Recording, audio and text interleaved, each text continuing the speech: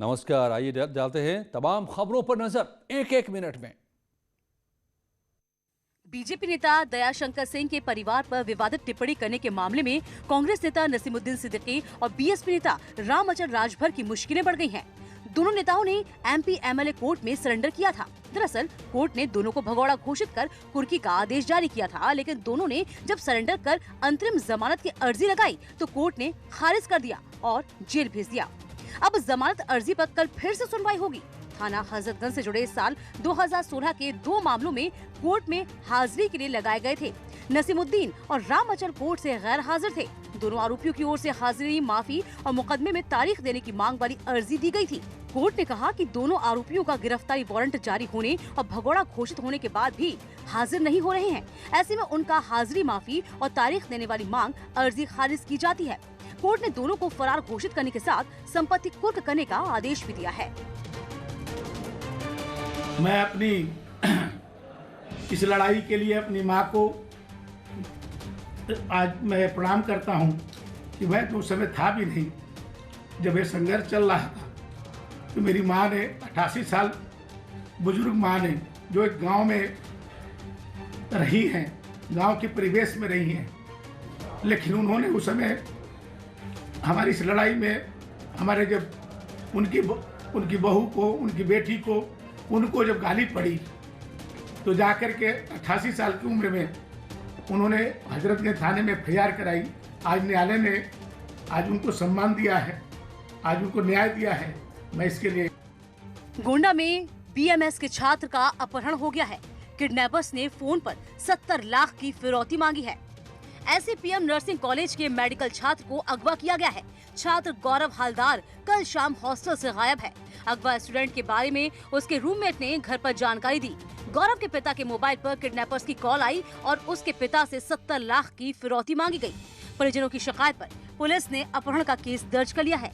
SP Shailesh Pandey के निर्देशन में 6 टीमें और SWAT टीम तलाश में जुटी हुई है। कासगंज में दिन दहाड़े 10 साल की मासूम को अगवा कर लिया गया। अपहरण के बाद किडनैपर्स ने 40 लाख की फिरौती मांगी है। 40 लाख की फिरौती नहीं देने पर किडनैपर्स ने मासूम की हत्या करने की धमकी दी। 10 साल के लोकेश का खेत पर जाते वक्त अपहरण किया गया। परिजनों ने पुलिस से अपने बच्चे को छुड़ाने की गुहार लगाई। पुलिस ने शिकायत पर केस दर्ज कर बच्चे की तलाश शुरू कर दी है। अब यूपी में एमएलसी चुनाव के लिए वोट नहीं डाले जाएंगे। निर्दलीय प्रत्याशी महेश शर्मा का पर्चा खारिज होने से ये साफ हो गया है कि सभी 12 प्रत्याशियों का निर्विरोध जीतना तय हो गया है। बताया जा रहा है कि निर्दलीय महेश शर्मा के नामांकन पत्र में कोई प्रस्तावक नहीं था, उनमें किसी विधायक के हस्ताक्षर नहीं थे। वैसे आधिकारिक तौर पर नाम वापसी की तारीख 21 जनवरी तक है, लेकिन अब 12 में बीजेपी के 10 और एसपी के 2 प्रत्याशियों की जीत तय मानी जा रही है। बीजेपी प्रत्याशियों के नामांकन के दौरान सीएम योगी भी मौजूद रहे थे। वहीं समाजवादी पार्टी के प्रत्याशी राजेंद्र चौधरी और अहमद हसन ने जब अपना नामांकन दाखिल किया था उस समय अखिलेश यादव भी मौजूद रहे थे। बीजेपी की ओर Swatantra Dev Singh, deputy CM doctor Dinesh Sharma, Arvind Kumar Sharma, Laxman Prasad Acharya, Kunwar Manvendra Singh, Govind Narayan Shukla, Ashwini Tyagi, Salil Bishnoi, Dharmveer Prajapati और सुरेंद्र चौधरी शामिल हैं। वहीं विधान परिषद की 12 सीटों पर 28 जनवरी को चुनाव होना है। नंबर गेम के हिसाब से दोनों पार्टियां जीत के लिए निश्चिंत हैं। वहीं कांग्रेस और बीएसपी एमएलसी चुनाव की रेस से बाहर है। लखनऊ में सीएम योगी ने 436 शिक्षकों को नियुक्ति पत्र बांटे। साथ ही शिक्षकों से वर्चुअल संवाद भी किया। मिशन रोजगार के तहत सीएम योगी ने शिक्षकों को नियुक्ति पत्र दिए। सरकारी माध्यमिक स्कूलों के 298 प्रवक्ताओं और 138 सहायक शिक्षकों को नियुक्ति पत्र मिला। सीएम आवास पर हुए इस ऑनलाइन आयोजन में सीएम योगी ने वीडियो कॉन्फ्रेंसिंग के जरिए शिक्षकों से संवाद भी किया। 5 जिलों के एक सफल अभ्यर्थियों से भी संवाद किया। सीएम योगी ने शिक्षकों को देश का भविष्य बताया और कहा कि सरकार की व्यवस्था पारदर्शी है। बगैर लेन देन और सिफारिश के ये नियुक्तियां की गई हैं। शिक्षकों को शुभकामनाएं देते हुए उन्होंने कहा कि मेहनत से पढ़ाना भी प्रदेश का विकास ही है। जो प्रियंका सिंह जी, आपका चयन इतिहास के प्रवक्ता के रूप में हुआ है, जानकारी है ना आपको? आपको जानकारी है आपको ना? तो देखिए, मैं सबसे पहले आपको और आपके परिवार के सभी सदस्यों को बहुत बहुत बधाई देता हूं। समाजवादी पार्टी के मुखिया अखिलेश यादव ने आज लखनऊ में प्रेस कॉन्फ्रेंस कर दूसरे दलों से आए नेताओं को समाजवादी पार्टी की सदस्यता दिलाई। इस मौके पर उन्होंने सभी नेताओं को बधाई दी और उन्हें भविष्य की शुभकामनाएं दी। इस मौके पर उन्होंने शिक्षा के निजीकरण पर चिंता जताई। साथ ही वेब सीरीज तांडव पर मचे बवाल पर उन्होंने कहा कि तांडव पर सरकार तांडव मचा रही है। सभी नौजवान जो राष्ट्रीय पुरस्कार से सम्मानित हुए हैं, मैं उन सभी नौजवानों को बधाई भी देता हूं, उनके काम की प्रशंसा भी करता हूं। और आज जब सभी लोग बड़ी संख्या में समाजवादी पार्टी में शामिल हो रहे हैं, मैं एक एक नौजवान का धन्यवाद देता हूं और स्वागत करता हूं। तांडव क्या है? एक छोटा सी सीरीज है, उस पर पूरी सरकार तांडव मचा रही है। सुनने में तो ये आ रहा है कि यहाँ की पुलिस वहाँ जा रही है, वहाँ की पुलिस जो ढूंढ रही वो यूपी में है। राष्ट्रीय स्वयंसेवक संघ के सरसंघचालक मोहन भागवत वृंदावन के 4 दिन के दौरे पर हैं। दूसरे दिन केशव धाम परिसर में ब्रज प्रांत की बैठक हुई, तो वहीं मीडिया को दूसरे दिन भी संघ प्रमुख के कार्यक्रम से दूर ही रखा गया, जिसके चलते स्वयंसेवकों और विशेष लोगों की आवाजाही जारी रही।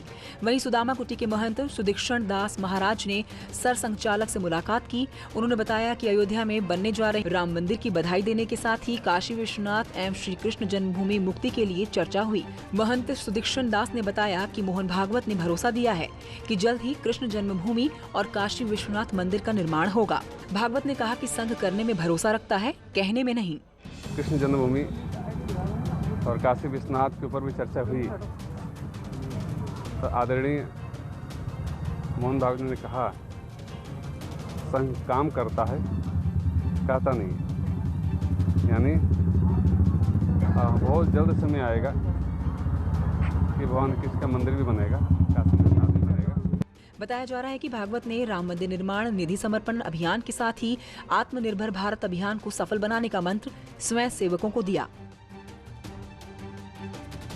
एमएलसी चुनाव के बीच कांग्रेस के एक बयान से सियासी गदर मचा हुआ है। वीर सावरकर की तस्वीर विधान परिषद की गैलरी में लगाने पर बीजेपी और कांग्रेस में भिड़ंत हो गई।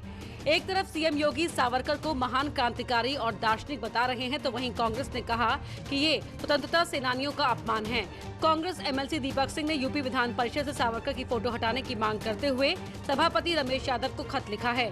दीपक सिंह ने कहा कि सावरकर की तस्वीर यहाँ से हटाकर बीजेपी के संसदीय कार्यालय के अंदर लगवा दी जाए। सावरकर जी का शुरुआती जीवन निश्चित रूप से देश के साथ था, लेकिन जेल में जाने के बाद उन्होंने जो माफीनामा दिया, उस माफीनामे में अंग्रेज सरकार के वफादार होने की बात कही, देश में आजादी को मूवमेंट को छोड़ने की बात कही। सावरकर जी की फोटो विधानसभा की गैलरी में लगना पीड़ा पहुंचाती है। वहीं बीजेपी प्रवक्ता सिद्धार्थनाथ सिंह ने कड़ा ऐतराज जताते हुए कांग्रेस से माफी की मांग की है। जहाँ से वो कतार जब शुरू होती है, वो चंद लोग वो हैं जो वीर सावरकर जी के साथ वहाँ खड़े होते हैं, और कांग्रेस के लोग जो आपत्ति उठा रहे हैं, उनको तो अपने इतिहास देख लेना चाहिए। योगी सरकार में अल्पसंख्यक राज्य मंत्री मोहसिन रजा ने कांग्रेस पर पलटवार करते हुए कहा कि बाबर और जिन्ना की विरासत पर सियासत करने वालों को क्या पता महापुरुष क्या होते हैं। जिन्होंने हमेशा जिन्ना और बाबर और औरंगजेब की सियासत की हो, इन जैसे लोगों को महिमा मंडित किया हो, वो क्या जाने कि वीर सावरकर क्या हैं और तमाम महापुरुषों के बारे में उन्हें क्या पता महापुरुष क्या होते हैं। वहीं समाजवादी पार्टी ने कहा कि आरएसएस के लोग हमारा गौरवशाली इतिहास बदलना चाहते हैं। कमाल है भारतीय जनता पार्टी का।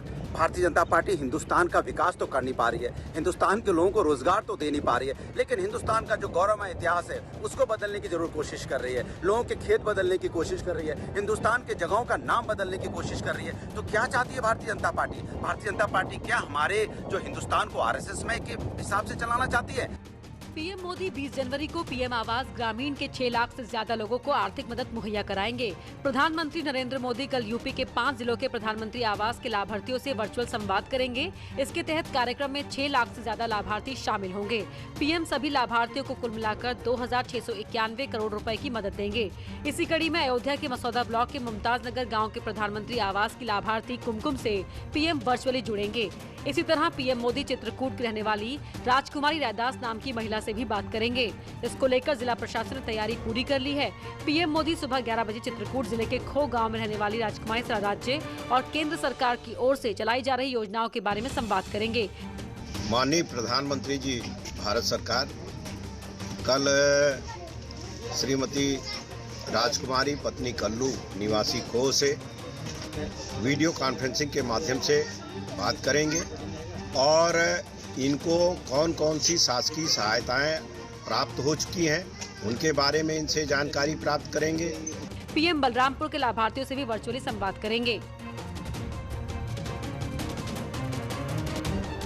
अयोध्या में राम मंदिर निर्माण के लिए सहयोग राशि का अभियान चल रहा है। वाराणसी में मुस्लिम युवती इकरा अनवर खान ने मंदिर निर्माण के लिए 11,000 रुपए दान में दिए। साथ ही इकरा अनवर खान ने अपने हाथों पर राम के नाम का टैटू भी बनाया है। इकरा खान वकालत की छात्रा हैं और राम भक्त हैं। उन्होंने कहा कि मंदिर निर्माण के बाद वे दर्शन करने जाएंगी। अखिल भारतीय संत समिति के महामंत्री स्वामी जितेंद्रानंद ने इकरा अनवर खान की इस पहल का स्वागत किया और कहा कि समाज में आस्था में विश्वास रखने वाले जाति धर्म से ऊपर हैं। जो लोग भारत राष्ट्र में राम और कृष्ण में विश्वास रखते होंगे, जो इस देश की संस्कृति में विश्वास रखते होंगे, उनका दान हम क्यों नहीं स्वीकार करेंगे। स्वीकार न करने का कोई कारण नहीं है। जिस प्रकार से राम सेतु जब बन रहा था तो उसके लिए छोटे छोटे गैलरियों ने, बहुत सारे लोगों ने योगदान दिया था। उसी प्रकार ये जो राम मंदिर है बहुत सालों के संघर्ष के बाद बन रहा है, तो उसी में छोटा सा योगदान मैंने दिया है। वेब सीरीज तांडव को लेकर मचे बवाल के बीच इलाहाबाद हाईकोर्ट के वकील गौरव द्विवेदी ने चीफ जस्टिस ऑफ इंडिया को पत्र लिखकर हस्तक्षेप की मांग की है। साथ ही सूचना और प्रसारण मंत्रालय को भी पत्र लिखकर वेब सीरीज में हिंदू देवी देवताओं के अपमान को रोकने की मांग की। अपर्णा पुरोहित को डायरेक्शन इशू करने के लिए सुप्रीम कोर्ट से मांग की है और मिनिस्ट्री ऑफ ब्रॉडकास्टिंग से भी इसमें इंटरफेरेंस के लिए बोला है। गौतम बुद्ध नगर में तांडव वेब सीरीज पर एफआईआर दर्ज करवाई गई है। रिबपुरा थाना में एफआईआर दर्ज कराकर 7 लोगों को आरोपी बनाया गया है। प्रयागराज में साधु संतों का गुस्सा फूटा है।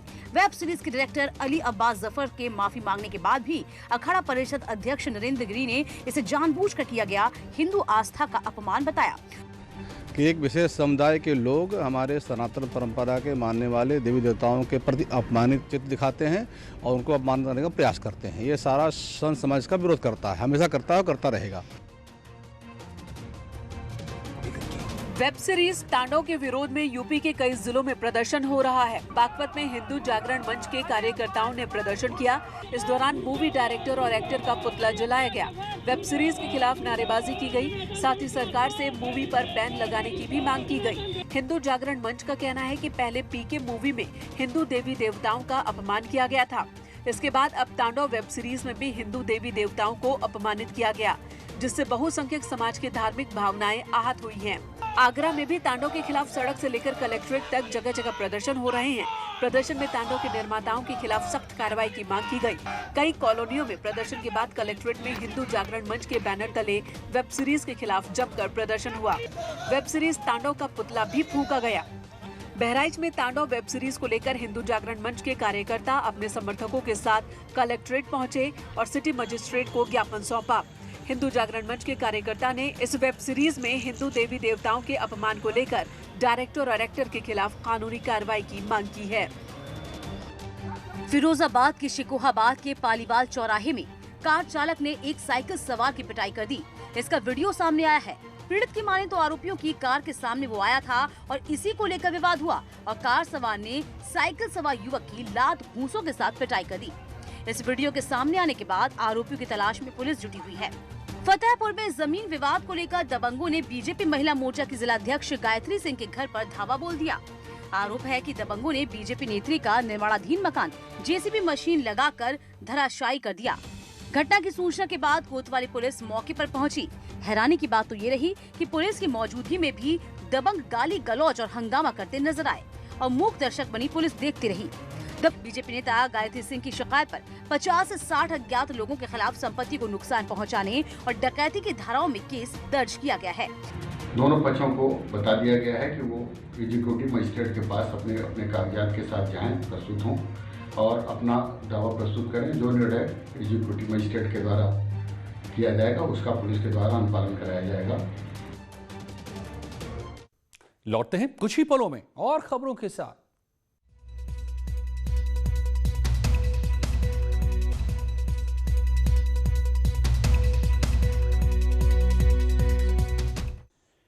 Welcome back. आइए डालते हैं कुछ और खबरों पर नजर एक मिनट में। भारतीय क्रिकेट टीम ने इतिहास रच दिया। ब्रिस्बेन में खेले गए चौथे टेस्ट में भारत ने ऑस्ट्रेलिया को 5 विकेट से धूल चटाते हुए टेस्ट सीरीज 2-1 से जीत ली। भारत ने लगातार दूसरी बार ऑस्ट्रेलिया को उसके ही घर में टेस्ट सीरीज में पटखनी दी है। ऑस्ट्रेलिया ने इस मैच में भारत को 328 रन का टारगेट दिया था, जिसे टीम इंडिया ने आखिरी दिन 97 ओवर में 7 विकेट खोकर हासिल कर लिया। इस जीत के साथ ही भारतीय टीम ने बॉर्डर गावस्कर ट्रॉफी भी अपने पास ही रखी है, जिसे उसने पिछली सीरीज में हासिल किया था। इस जीत को लेकर पीएम मोदी ने ट्वीट कर टीम इंडिया को बधाई दी। वहीं सीएम योगी ने भी टीम इंडिया के ऐतिहासिक जीत पर बधाई दी। टीम इंडिया की इस ऐतिहासिक जीत से बीसीसीआई भी काफी खुश है। बीसीसीआई ने टीम इंडिया को 5 करोड़ रुपए का बोनस देने का फैसला किया। भारतीय क्रिकेट बोर्ड के प्रमुख सौरव गांगुली ने टीम को जीत की बधाई देने के साथ ही बोनस का भी ऐलान किया। पूर्व क्रिकेटर्स ने भी इस जीत पर खुशी जाहिर की है। आने वाले समय में शार्दुल ठाकुर, मोहम्मद सिराज, नवदीप सैनी, इन्हीं लोगों ने आगे इंडियन अटैक को अगर ये अपने आप को फिट रखते हैं और इम्प्रूव करते चले जाते हैं, तो आपके पास अगर 8-10 फास्ट बॉलर्स हैं तो आप उनको रोटेट कर सकते हैं। आज हम हार्पिक और न्यूज़ 18 के फ्लैगशिप कैंपेन मिशन पानी के एक अहम पड़ाव पर पहुंच गए हैं। 26 जनवरी को होने वाले वाटरथॉन के लिए हमें देश के सभी कोनों से सहयोग मिल रहा है।